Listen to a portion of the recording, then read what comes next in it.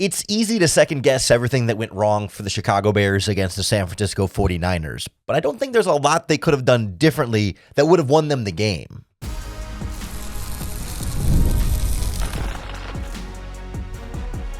You are Locked On Bears, your daily Chicago Bears podcast. Part of the Locked On Podcast Network, your team every day.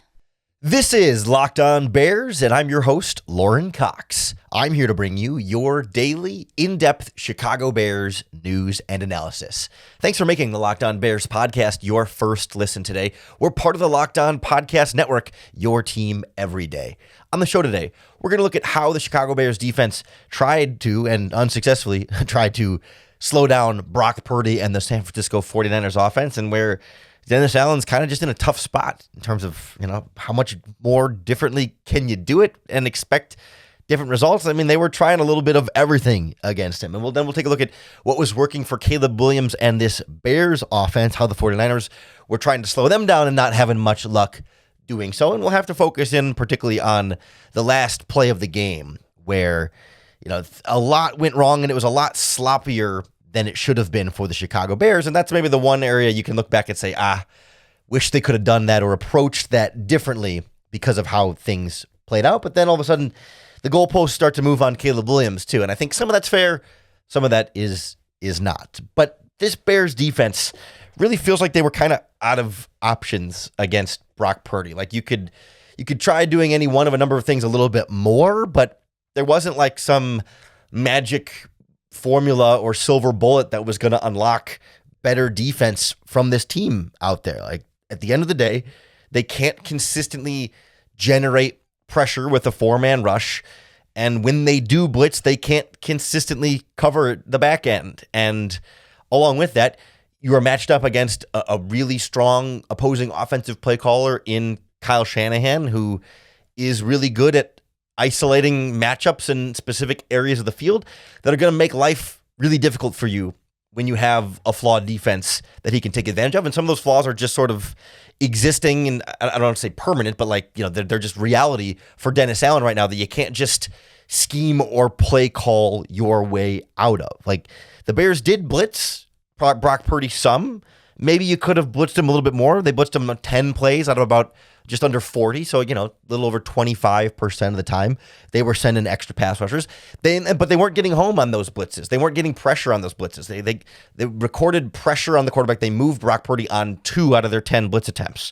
So it's like, yeah, you could have blitzed more, but your blitzes weren't getting home. The 49ers were picking it up and getting the quarterback away from the pressure there. So I'm not sure that, blitzing a bunch more would have gotten the job done, but certainly, you're not getting a ton of pass rush on a four-man rush. They pressured him about, 8 out of 38 plays, again, around that 25% mark. Austin Booker had 4 pressures according to PFF, including the sack in there against backup left tackle. So, we don't have to get too carried away with Booker, but adding a couple batted passes as well. He had a good game, but again, backup left tackle. We can be complimentary of it without saying it was like a breakout game that's going to change the future for him and anything, but good progress from him there. But outside of him, Montez Sweat had a couple pressures.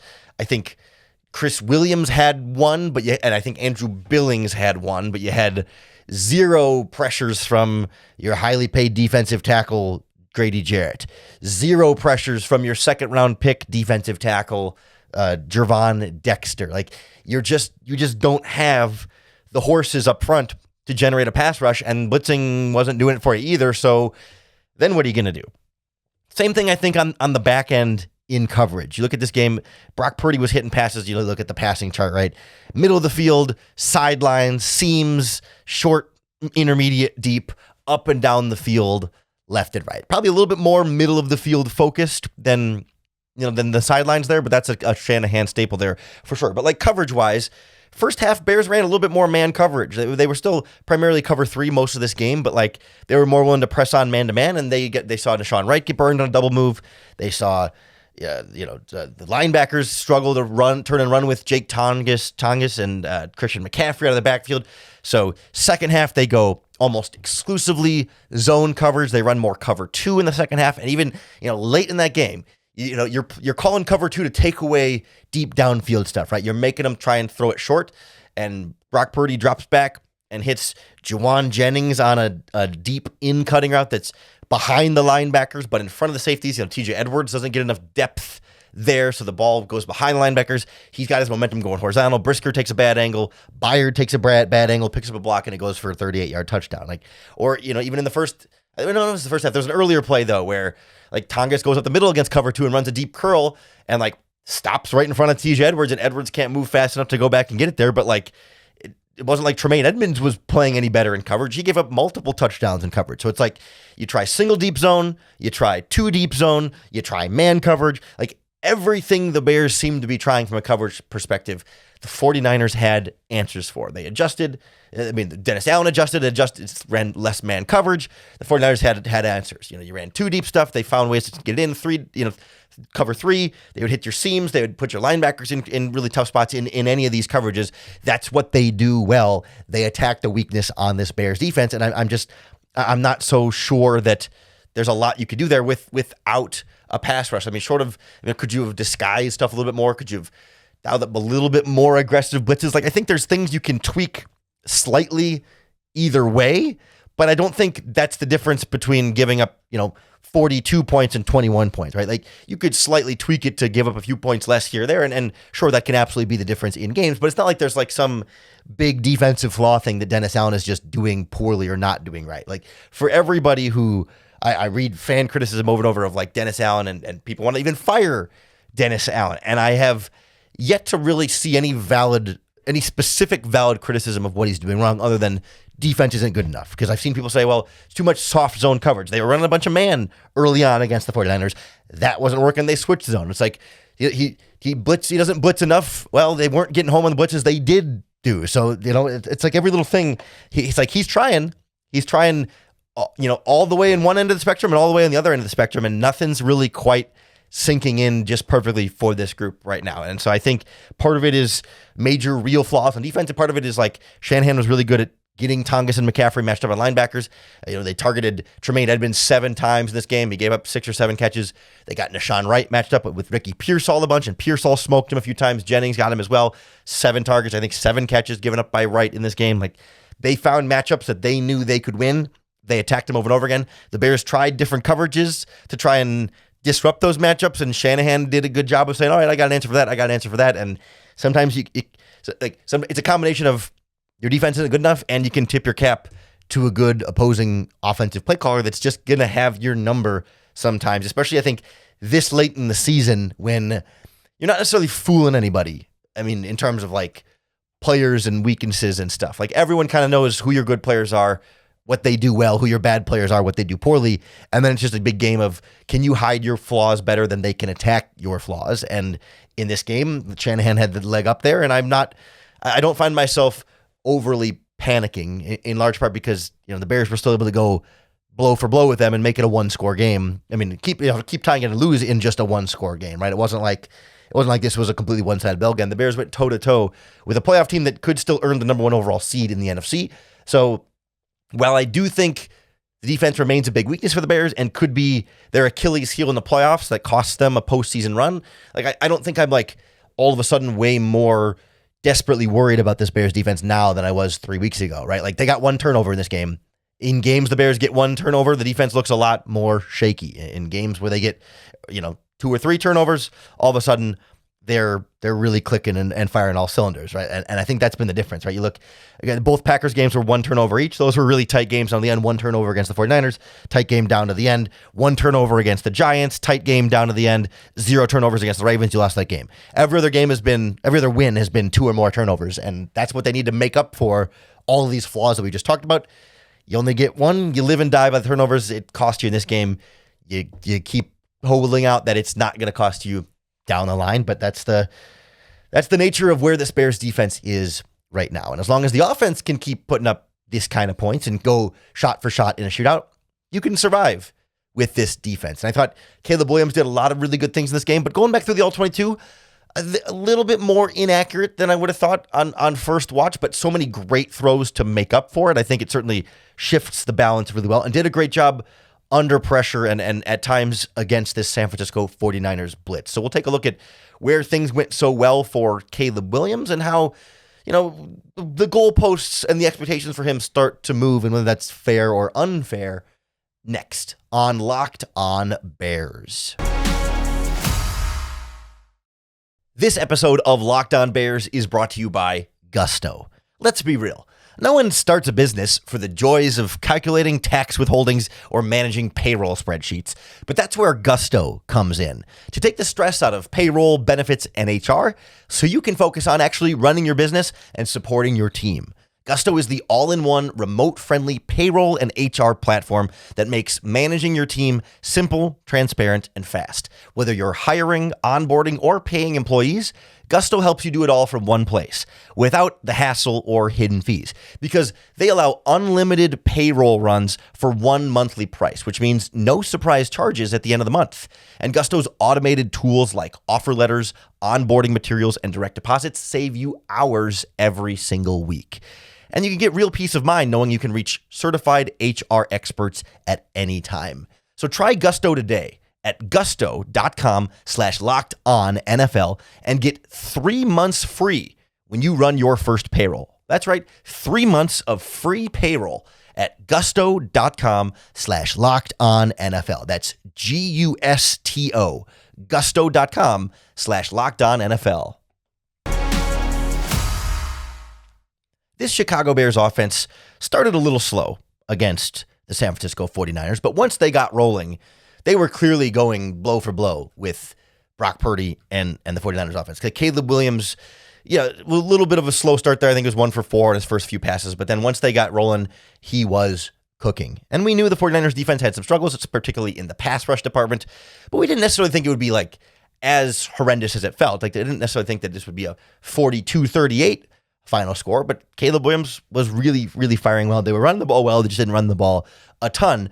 But in going back through this game, I think, you certainly saw a little bit more of that inaccuracy early on. It wasn't like, anything crazy, but it also came back to me as not like Caleb Williams' number one best game of all time. It was a really good game. Like the big positive throws he made, there were more of them than we've seen in a lot of Caleb Williams games, but it was a similar amount of missed throws as previous games. So there were more positives and the same negatives, as opposed to I think even the last game against Green Bay, we saw some of the biggest of the bigs, and not nearly in the last couple of weeks, we've seen not nearly as many inaccurate throws. But in this game, he missed a few more, and part of it is he's attempting 42 passes to 17 handoffs. And so there's just a greater volume of opportunities to miss there. And to be 100% clear on this, I'm not worried at all about it, but just going back through, I think when we watched it live, I didn't notice as often the misses. We heard Chris Collinsworth talk about,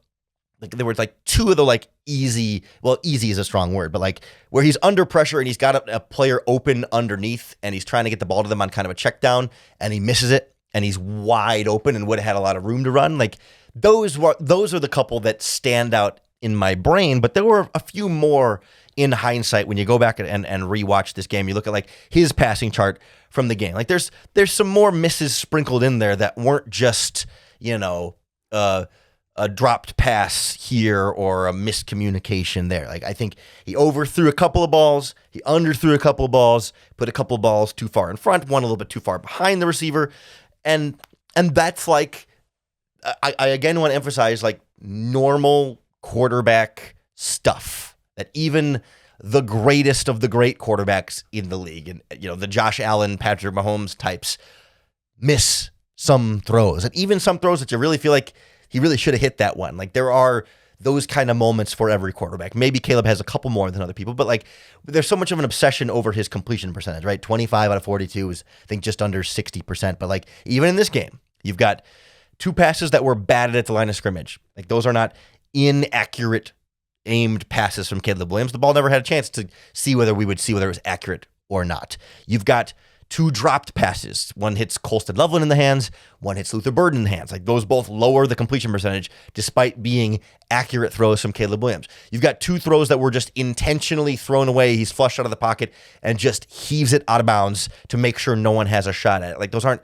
inaccurate throws. It's him avoiding a sack.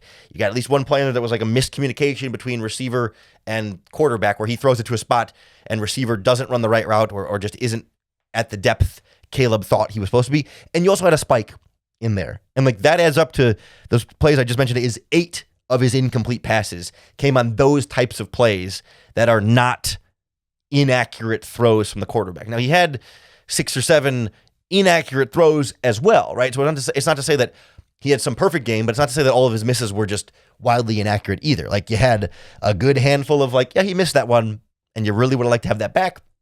And you had a good handful of, oh, that wasn't his fault at all. And it balances out to a fine quarterback performance. And then you add on the deep throws, the bombs to Luther Burden and Colston Loveland that were both more than 35 yards beyond the line of scrimmage. And when you add in like how far back Caleb Williams is standing when he fires it, those are both 40-plus yard throws from Caleb. And Luther Burns is in the breadbasket in stride. Colston Loveland's a little more open, but fires it in at a laser to get in there before the defense can recover in there. He was 4 for 4 on passes of 20 or more yards in the air, and technically 5 for 5 on passes that were like 19 or more yards in the air. Like everything deep downfield wasn't just good, but it was great, right? And if he's 3 for 5 on deep passes, that's a pretty good game. 5 for 5 is like, wow, he is locked in and hitting some of the most difficult throws. Think about that wheel route to Colston Loveland up the left sideline. I mean, there's a lot of examples of really impressive throws. So like those really impressive throws add on top of, the incompletions that weren't inaccurate throws. And then you take the handful of misses and it's like, that's a good Caleb Williams game. And I think he did a good job of taking advantage of what the San Francisco 49ers defense was doing. Like in this game, they were almost exclusively single deep safety coverages. They did not play much cover 2 or cover 4 with, 2 safeties back there trying to take away the deep stuff. So he was like, all right, if you're not going to put multiple safeties back there, I'm taking my shots downfield. And he hit them. Like that's exactly what you want your quarterback to do to respond. Like cover 3, cover 1, and then, a couple cover 0 blitzes in there. But like they ran some man, they ran some zone, but Caleb knew like, hey, I've got space downfield to the sidelines and up the seams there, right? Depending on which coverage they're in. And that's where you see his deep shots go in. It's like, oh yeah, if they were in cover 2, those 2 deep bombs are kind of right where the cover 2 safeties would be standing. And and that cover 2 safety would be on top of the deep sideline stuff. He'd be kind of a tight window there between the underneath corner and the deep safety on those areas of the field. But he hit him 100% there. Like he didn't attack as much like the intermediate middle of the field where you're seeing the safety and the linebacker are going to be in cover 3 or the safety or in cover 3 or cover 1, right? Like you can kind of see based on where Caleb Williams was throwing the ball, like it kind of matches what the coverage was dictating. And I think the 49ers were trying to get more guys in the box to help out against the run because they were afraid of the Bears running the ball more. So Ben Johnson said, let's just keep throwing it. Let's just keep hitting bombs. Let's just keep putting points on the board. So I don't think there's anything differently they drastically needed to do offensively. Like sure, could have run the ball a little bit better or, a little bit more often, I should say. And I think the one thing I guess I come back to is like we talked about in yesterday's podcast, there were too many times when it felt like the pass rush there was a blitz that was breaking through the line and getting right in Caleb's face quickly and he had to flush out of the pocket and throw it away.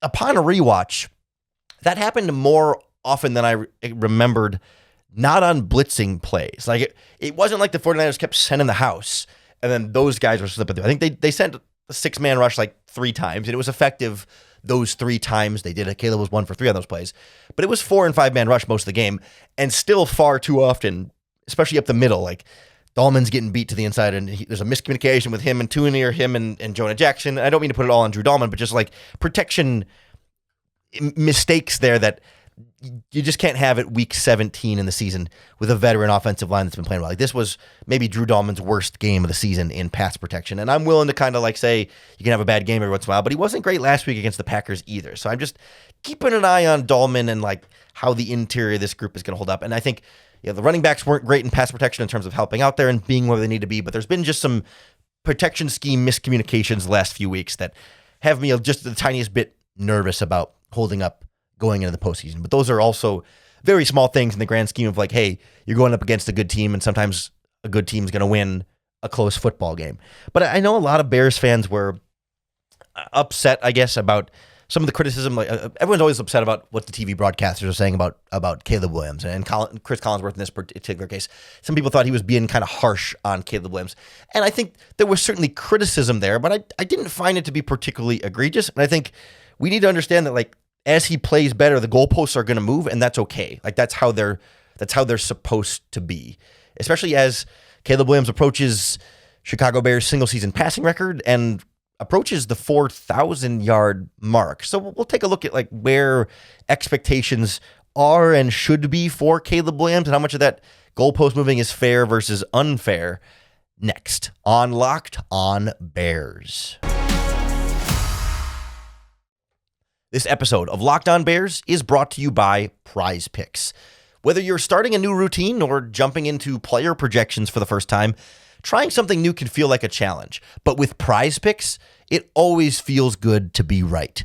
With high-pressure football matchups every weekend and elite hoops action almost every night, the sports time never slows down, and PrizePicks lets you stay in control. PrizePicks is the daily fantasy app that makes watching sports even more exciting by letting you build lineups based on player stat projections. No drafts, no waiting. Just pick more or less on a player's stats and then play your way. So you can pick more or less on Caleb Williams' passing yards, DeAndre Swift's rushing yards, Luther Burden's receiving yards. You can even go across sports into basketball or hockey or soccer, combine picks, and if you get your picks right, you win. Getting started on PrizePicks is quick and simple. They really make the app super easy to navigate, and they give you a bunch of different options like Flex Play, where you can still get paid even if one pick misses. So download the PrizePicks app today and use our promo code LOCKEDONNFL to get $50 in lineups after you play your first $5 lineup. That's code LOCKEDONNFL to get $50 in lineups after your first $5 lineup. PrizePicks. It's good to be right. Caleb Williams has reached the point now as a quarterback where he has shown you, and us and everyone over and over again, he's the real deal. Like he's a really good quarterback. And so I think there's a certain amount of like moving the goalposts and shifting our expectations that we need to do to say like, oh, criticism of Caleb Williams is not trying to argue that, oh, he's a bad quarterback and he's therefore a bust and therefore, the latest in a failure of Chicago Bears quarterbacks. But it's more so like, no, now we know he's a certain amount of good. And so criticism of Caleb Williams is now trying to delineate like where among the quarterback tiers, and among his peers he belongs, right? Like just how we know he's good, just how good is he then actually? And I think that's where I think that's where some of the the Collinsworth stuff comes off, where I think people misinterpret it the wrong way or take too much offense to it, where it's like Chris Collinsworth is pointing out Caleb Williams has made some incredible throws against the 49ers. So then he should be able to make the easy, wide open checkdowns even when he's under pressure. Like, it's not to say like, oh, and the fact that he's not doing that means he's having a bad game or that he's a bad quarterback. But it's like when you are making the kind of throws that, and consistently making the kind of throws that only Josh Allen and Patrick Mahomes and, or like a young Aaron Rodgers can make, well, then all of a sudden we want to see like how you do with that standard. And eventually over time, that may prove to be too high of a bar to compare him to, and he can settle into a spot that's just below that, and that's okay, right? Caleb Williams does not have to be or need to be an NFL MVP, right? A Josh Allen, a Joe Burrow, a Patrick Mahomes, and Aaron Rodgers, right? Like he can be a fully successful, great draft pick, great quarterback for the Chicago Bears without ever being NFL MVP quarterback. Like he can be in that.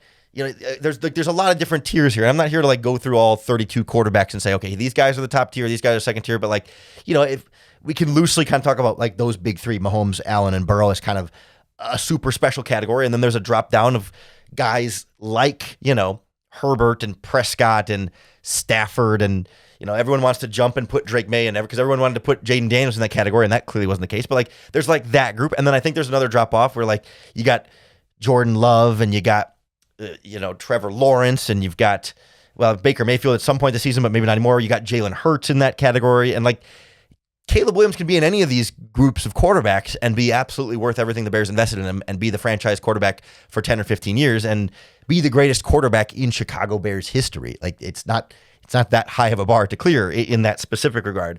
And so like I just think it's okay to allow for some reasonable criticism of Caleb as not an attack on him overall as a quarterback, but attack on like, okay, like just where do you land in this spectrum? Now, we don't want to get too carried away with that either. He is a second-year quarterback in his first year under Ben Johnson. We don't want to expect him to have to be Joe Burrow, Josh Allen, etc. But like when there's the easy stuff, that's valid to be like, yeah, what's up with that? He should hit those. Like maybe he is inaccurate a little bit too often. And he makes up for it for sure, but you want him to be even better. Like you want to like keep him growing, keep him pushing. Like you don't just want to say, okay, he's doing amazing stuff, so I don't care if he makes other mistakes. Like it's not, you're not worried about the mistakes, but you do want him to keep getting even better. Like why wouldn't you want to keep, like I think there's some real valid stuff there. Like I think the problem you get into is when people say like, oh, well, Caleb this season is at 3,730 yards. And so if he doesn't have 4,000 yards this season, then he couldn't have been that good, right? And if his completion percentage finishes where it is right now is, 57.9% completion percentage, like all of a sudden that makes him a bad quarterback or something. Like that's where it gets out of hand here. Like for all of you math majors playing along, against the Lions on Sunday, he would need to throw for 270 yards to hit 4,000 yards this season. We'd all love to see it, but Caleb Williams' success this season is not measured by whether or not he hits the 4,000 yard mark. Like Caleb Williams is 108 passing yards away from setting the Chicago Bears single season franchise record. I think that's a pretty reasonable mark to aim for. Can he get 108 yards against the Detroit Lions? I think if he doesn't, something very seriously will have gone wrong and we'll have more to be worried about than what his final season number total. But like coming into this season, entering week 1, right? It was like, maybe Caleb could maybe try and get 4,000 yards this season, but it wasn't I don't think anybody was certain he was going to get 4,000 yards this season or saying he has to have 4,000 yards or else it's going to be some bad season. Like it's something we want to see and want to see him shoot for, but like it's not that important. It's cool, but if he doesn't get it this year, he's going to get it eventually. Like that's kind of the point here, right? It's like, yeah, if he's not there yet, we know he's going to keep working on getting there. So like we don't have to go too crazy, but we can also allow for the goalposts to move a little bit and say, now we're not trying to evaluate him and judge him and criticize him on is he a good quarterback or not. It's how good of a quarterback are you? How great of a quarterback are you? And I don't think completion percentage and 4,000 yard marker is like the way to do that right now. But I think the missing easy throws or missing, I don't want to make him that easy because he's under pressure and stuff, but like missing plays that you should be reasonably expected to get while also getting plays that you shouldn't be reasonably expected to get. Like, I think that's fair, and that's valid. Now, critiquing every single miss and saying he's not allowed to miss anything or whatever, like that I'm not, and like nitpicking on the completion percentage and saying XYZ, like he put up 31 points of offense against the 49ers on a sub 60% completion percentage. Like completion percentage doesn't matter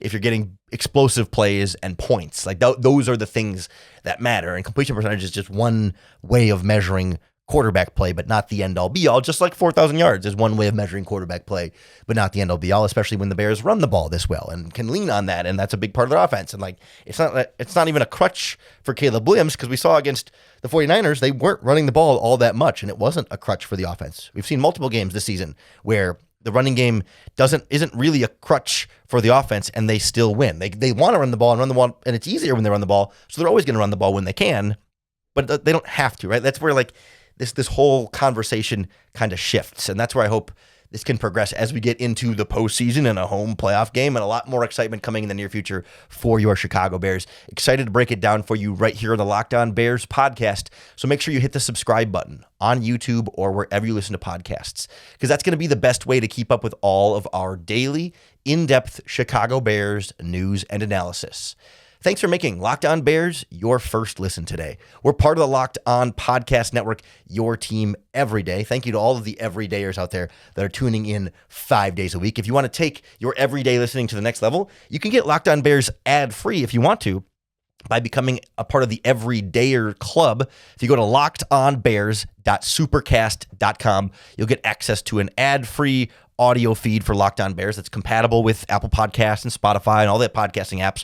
Plus, you'll get an invite to a members-only Locked On Everydayer Club Discord server with a Locked On Bears group chat just for listeners in this show. It's $5 a month or $50 a year if you want to go ad-free. If you don't, you can keep listening however and wherever you're listening for free. We're not going behind a paywall or anything like that. It's a bonus opportunity for you true diehards out there. LockedOnBears.supercast.com. Either way, we'll be back with you tomorrow with another opportunity to bear down.